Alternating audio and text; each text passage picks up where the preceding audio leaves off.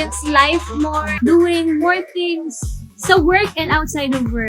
Muling naging usap-usapan sa social media si Jillian Ward matapos niyang magbahagi ng makahulugang pahayag tungkol sa kanyang mga plano ngayong 2026.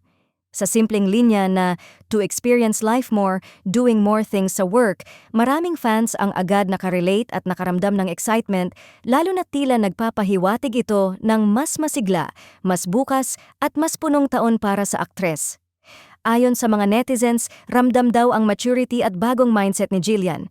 Para sa kanila, malinaw na handa na siyang sumubok ng mas maraming hamon, hindi lang bilang artista kundi bilang isang taong gustong mas lubos pang maranasan ang buhay. Marami ang nagsasabing posibleng mas diverse na proyekto ang kanyang pasukin, mas daring na roles, mas seryosong karakter, at posibleng paglawak pa sa ibang larangan ng industriya.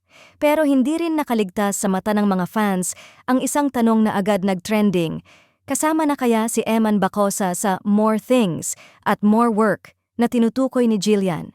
Sa bawat update ni Jillian, tila automatic nang nadadawit ang pangalan ni Eman, lalo na't matagal nang hinihiling ng fans na makita silang magsama sa isang proyekto.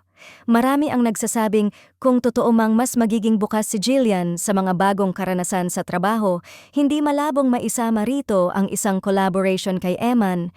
Para sa fans, hindi lang daw chemistry ang meron ang dalawa, kundi pareho rin silang driven, hardworking, at may malinaw na direksyon sa kanilang career.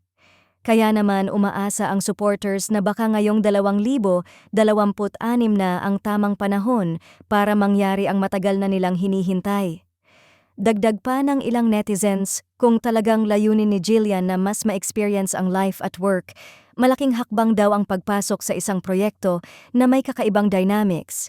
At para sa kanila, si Eman ang isa sa pinakaakmang makasama rito. May mga nagko-comment pa nga na sayang kung hindi pa rin mangyari, sobrang bagay nila sa isang seryosong drama or kahit action project.